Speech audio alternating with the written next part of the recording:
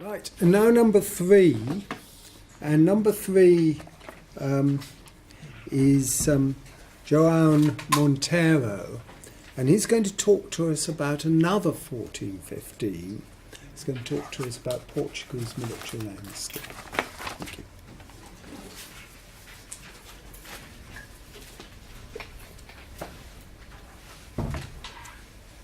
So, good morning. I would like, first of all, to congratulate Professor Anne Curry for the splendid organization of this summer conference. My greetings as well to my session partners. And so I will present a lecture on another 1415, Portugal's military landscape. This is a three-hand text written by me, by Tiago Viola de Faria, and by Miguel Gomes Martins. So this paper is composed of three sections: Portugal within the European context in 1415, Portuguese military organization at the time of the conquest of Ceuta, only 2 months before the Battle of Agincourt, and the training and military culture of late medieval warriors in Portugal. So, in a certain way, we intend to represent Hispanic military medieval matters in this summer conference. First part, England and the international siege in 1415 from a Portuguese perspective. An overview. According to traditional historiography, in 1415, Portugal and England were firm allies. The famous Treaty of Windsor, signed some 30 years earlier in 1386, had been the last in a series of Anglo-Portuguese political, military and commercial agreements aimed at reinforcing the position of the two kingdoms individually in the face of the 100 Years' War and its Iberian ramifications. But 30 years later, the political outlook of the Portuguese monarchy had changed far too substantially for it to remain as closely attached to its English ally as it once had been. Many have considered the Anglo-Portuguese alliance to be a keystone of the very definition of Portugal as an independent political unit in the Middle Ages. The alliance between the kingdoms of England and Portugal, it was suggested by Portuguese scholarship above all, was in a way destined to be. These historians have tended to stress insularity as a key factor in the natural coming together of the two kingdoms. Sitting at the westernmost corner of the Iberian Peninsula, Portugal could not aim at much more than independence, while the British Isles remained, of course, separated from mainland Europe by the English Channel, arguably making it much harder to achieve prominence in the political make-up of Christendom, of the continent, I should have said. The second such factor was the complementarity of trade goods. Typically English wool and often cereal were sold in return for agricultural produce, skins and selected dyes. Among the first documentary references to Portugal known to exist in England, which belong to the turn of the 12th century, is evidence of such commercial links. Trade relations endured as they continued to develop into the 13th and the 14th centuries, and the Portuguese were among those privileged by Edward I's Carta Mercatoria of 1303, while in Lisbon, by the mid-century, permanent representatives of the Bristol merchants could be found. However, the Anglo-Portuguese relationship was uneven and unbalanced in several ways. From a military and political standpoint, as the late Peter Russell, one of the most brilliant researchers on Hispanic medieval subjects I've ever met, began to suggest, the intensity and depth added to the relationship were the outcome of opportunism rather than of any long-term rational wish may have existed. While Anglo-Portuguese relations could be traced back at least as far as the mid-12th century. As you know, English forces were among the Crusaders helping Alphonse I, the first Portuguese king, to conquer Lisbon in 1147.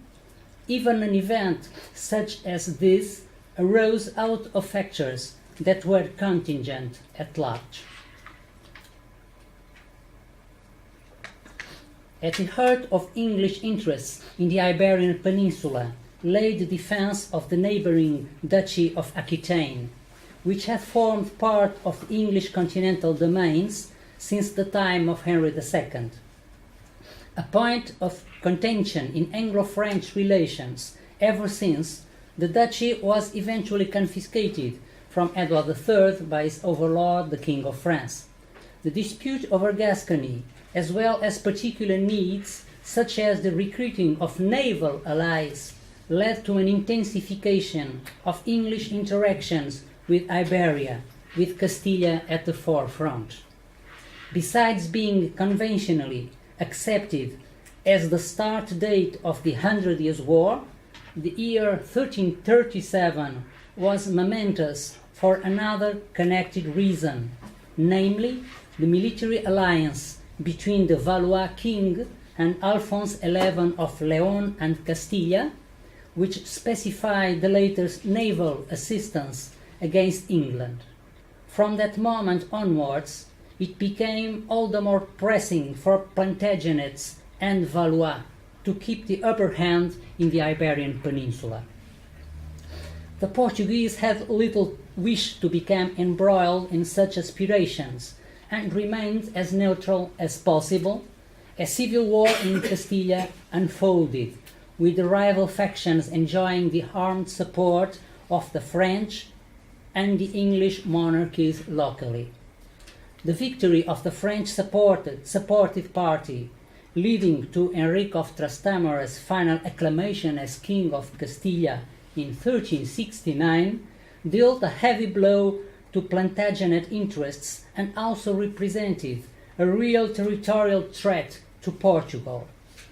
Only in the aftermath of this, and out of common necessity, did an unambiguous Anglo-Portuguese rapprochement take place, with treaties coming to fruition in 1372 and 73, culminating in a third, the aforementioned Treaty of Windsor, a truly comprehensive agreement setting out perpetual ties of friendship and allegiance.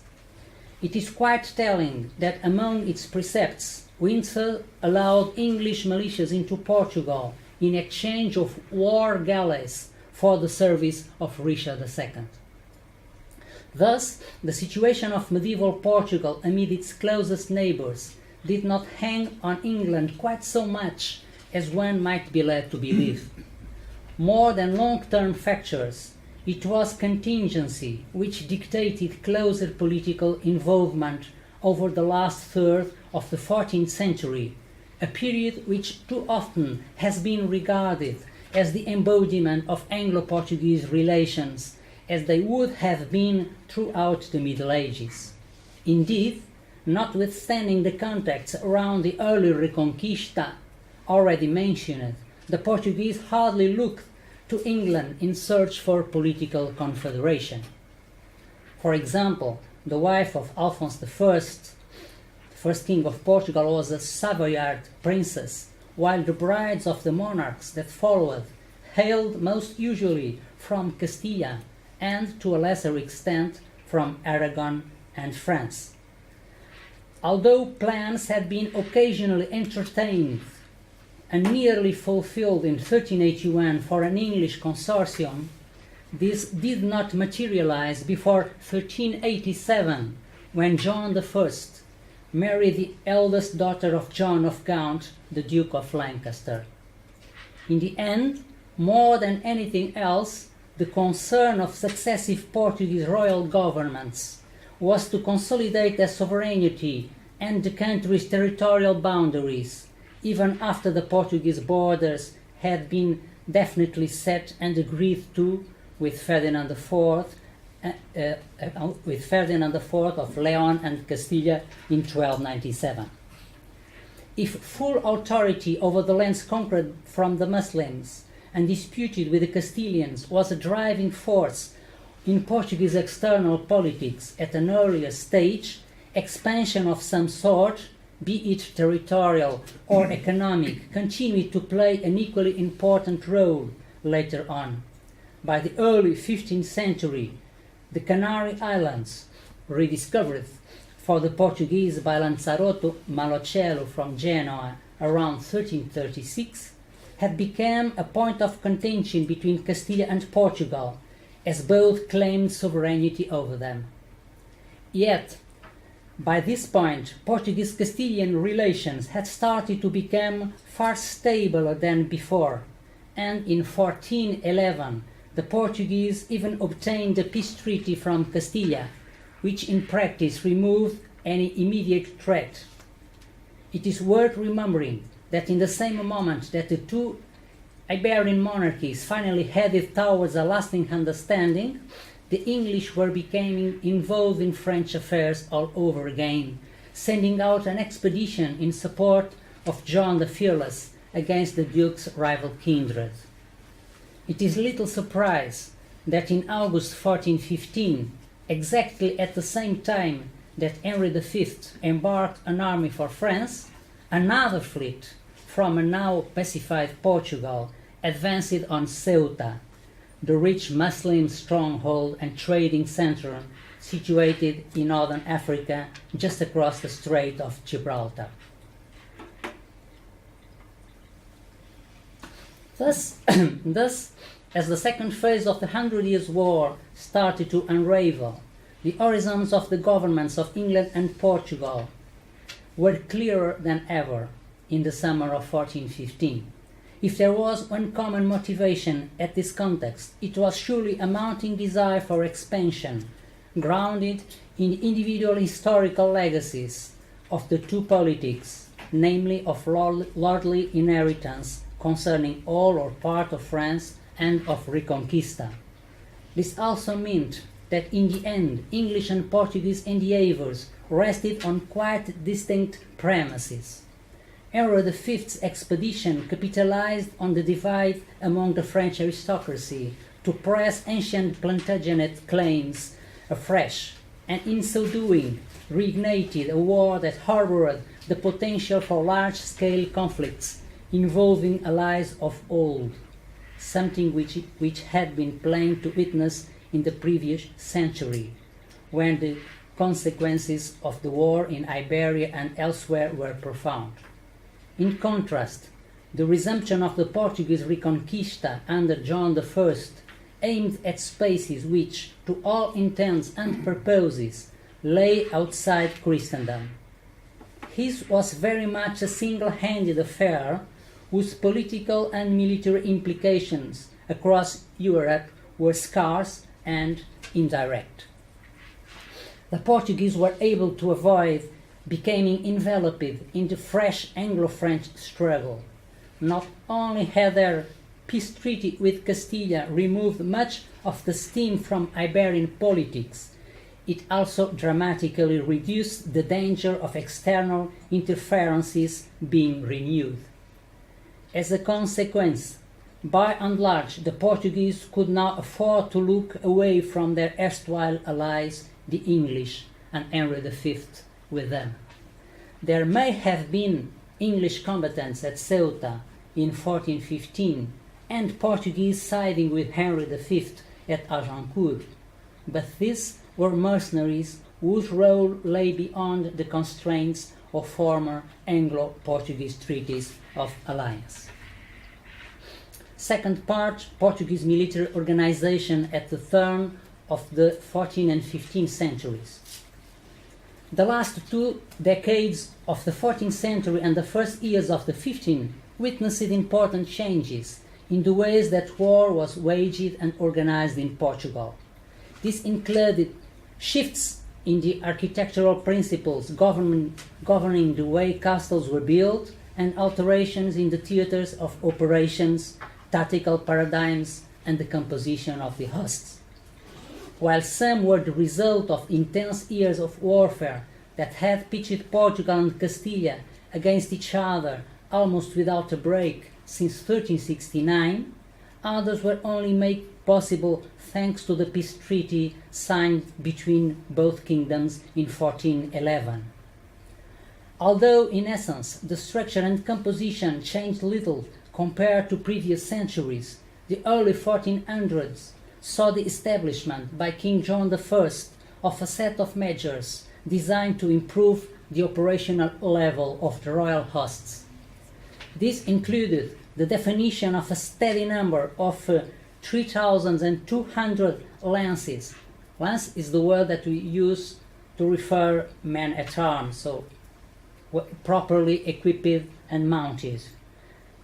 Steady number of 3,200 lances that would constitute the backbone of his army.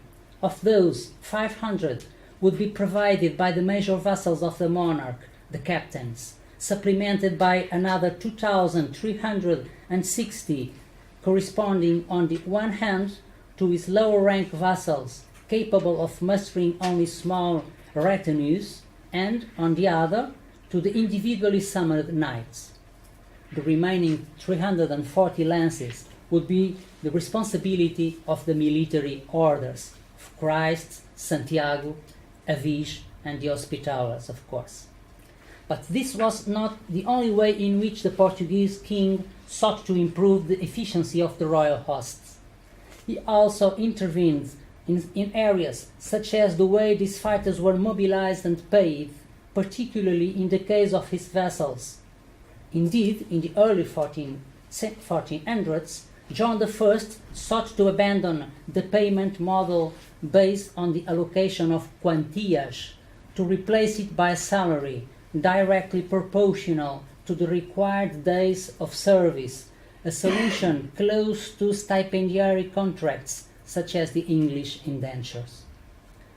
Although these steps relate particularly to the military contribution of the nobility and to a certain extent the military orders, the crown still had other important resources to which could resort in order to fulfill its military needs. For example, there were the urban militias, divided into cavalry and infantry forces and composed of men armed and equipped according to rank, according to their fortunes. These forces have played an important role in previous centuries, particularly during the Reconquista period up to the mid-13th century, in both the defense of the realm and the southward advance against territories under Muslim domination. Although they no longer had the importance or military capacity of former times, they continued to be an indispensable element in the Portuguese royal hosts. It was also in the municipalities that the crown mobilized the crossbowmen of the conto. Conto means a precise number, a militia created by King Denis in the late 13th century, which by 1421 totaled 5,000 men from about 300 recruitment units spread throughout the kingdom. This is one of the most interesting and original features of the Portuguese medieval military organization, for it allowed the monarch to rely on a fixed and predetermined number of combatants in an almost professionalized regime with its own command structure, who were well trained and kept at a high degree of readiness so that they could be quickly summoned whenever their services were needed. The manpower provided by the nobility, the military orders, and the urban militias could still be increased by adding the king's personal guard and also some convicted criminals who were offered a royal pardon in return for military service. Less frequently, they were joined also by mercenaries, such as the contingents of Edmund, the Earl of Cambridge, hired by King Ferdinand to fight alongside the Portuguese armies in 1381 and 1382 war against Castilla, or the Flemish, German, French, English, and Aragonese combatants that participated in the Ceuta campaign in 1415. Based on these contributions, between the end of the 14th century and the beginning of the 15th century, the Portuguese crown was, at least in theory, able to muster about 15,000 to 20,000 combatants, of which 5,000 or 6,000 were cavalry lances. The remainder was split into mounted crossbowmen and infantry forces, especially spearmen and crossbowmen. On very special occasions and under very exceptional circumstances, it was possible, indeed, to reach these figures, as in the 1415 campaign against Ceuta, for which the crown mustered an impressive number of 18,000 to 20,000 combatants, which is amazing for a country like Portugal by this time. But whatever the size of the hosts, it was crucial that all these men were framed by a chain of command constituted by capable and competent leaders. Until the beginning of the 1380s, the armies mobilized by the Portuguese crown relied on the king's personal leadership, assisted by a second in command, the Alferes-Mor, of course a name with Muslim origin. However, under the influence of the English military organization, with which the Portuguese authorities had close contacts during the presence in Portugal of the Earl of Cambridge's mercenaries, two new military positions were created, the Constable and the Marshal, an innovation that relegated the Alferes-Mor to a secondary place in the hierarchy. So while the first, the Constable, had jurisdiction over military affairs, the Marshal, who was hierarchically subject to the Constable, was responsible for matters concerning logistics and legal issues. But the last decades of the 1300s and the early 1400s witnessed not only improvements in the way the Portuguese armies were organized, but also in the ways in which military operations were conducted in the field. Although little had changed strategically since the 12th century, as a kind of warfare continued to be practiced that was essentially based on operations that aimed to deprive the enemy of the human, fiscal, economic, and logistic resources that supported his war efforts. By the end of the 14th century, military operations, special sieges, and pitched battles had already undergone important changes. In fact, the first references to gunpowder artillery date from 1381 or 82, as far as we know, introduced into Portuguese territory by Edmund of Cambridge forces. Soon afterwards, cannons, bombards, made their appearance in siege operations, first in the hands of the besiegers, as in Lisbon and in Almada in 1384, and little by little also used by the besiegers, but initially with very little success. That is probably why many generals continued until the mid-15th century to prefer the more reliable trebuchets, whose precision and firepower had already been proved in siege warfare. But while this innovation did not immediately change the way sieges were conducted, this was not the case with castles, which were forced to change rapidly, first to incorporate these new weapons in their defense systems, and secondly, but later, as a way of coping with the increasing effectiveness of firearms. But the most significant changes in the way war was waged in Portugal probably emerged on the battlefields.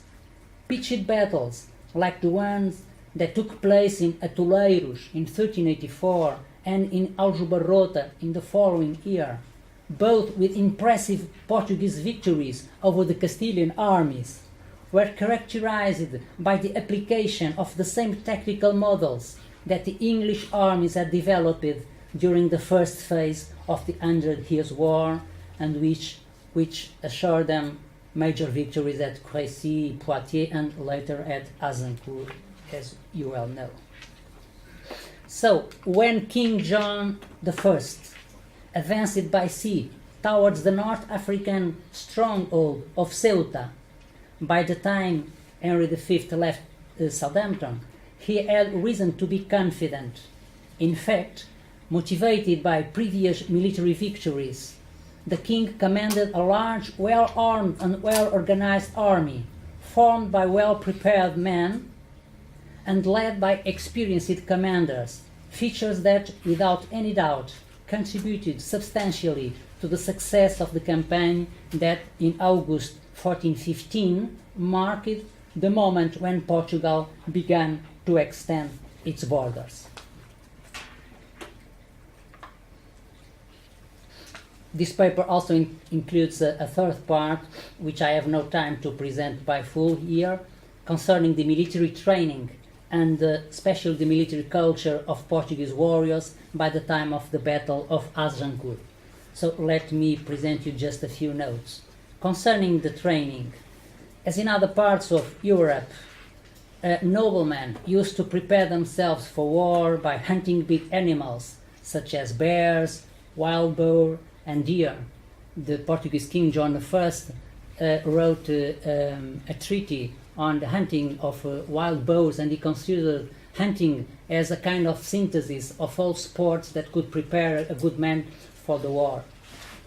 And also, of course, by taking part in tournaments and jousting.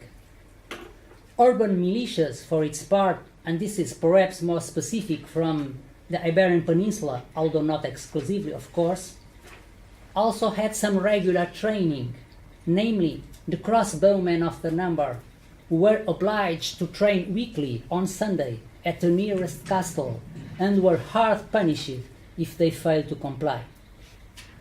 As regards the military culture of the nobility, we can identify four main sources of nourishment. The best way to understand this is to look at the library of King Edward, son of John I and Philippa de Lancaster, the eldest daughter of the Duke of Lancaster.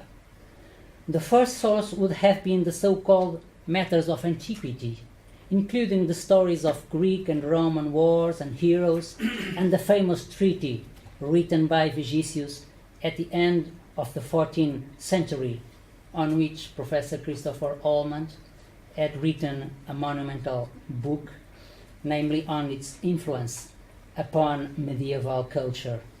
The second were the treatises of martial law that became very popular in Western Europe at this time. For example, the work of Honoré Beauvais, L'Arbre des Batailles, or of his remarkable disciple Christine de Pizan, Les Faits d'Armes et de Chevalerie. The third source of nourishing of Portuguese military culture was the chivalric romances, namely the narratives of King Arthur and his Knights of the Round Table. I think you would like to know that male names such as Tristan, Galahad, Lancelot, Lisuarte, Roland became quite popular in Portugal in the 14th and 15th centuries. The last source corresponds to the works of some important Castilian authors, such as the King Alphonse X, called the Wise, who wrote a monumental legal code, the Siete Partidas, or the infant Don Juan Manuel, who had a very good knowledge of the military art of the Muslims, and whose daughter married the Portuguese King Peter I. John, In conclusion, can have 5 minutes. Okay, Maximum it's enough. 5 minutes. 1 minute is enough.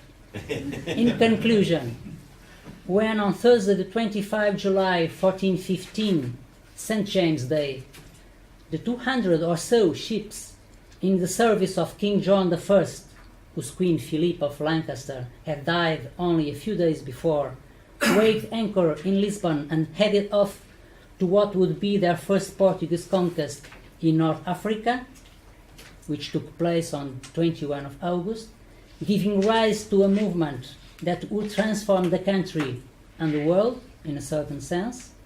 They carried some 18 to 20,000 men on board. Note that many were greybeards with first-hand experience of war and many marks on their bodies from the battles against Castilla. It is astonishing to remember that many of them have been on the battlefield of Aljubarrota 30 years later. They had now between 55 and 60 years old. But some of these men, those of higher social and political rank, also had considerable knowledge of the secrets of military art as a result of a culture forged or disseminated in courtly circles in the monasteries and castles of the military orders, which combined ancient military history with chivalric romances and modern treatises of martial law, with the experience of war in the very particular scenario of the Iberian Peninsula. This is an aspect that no thorough description of the Portuguese landscape in 1415, the year of the conquest of Ceuta, should overlook. Thank you so much for your attention.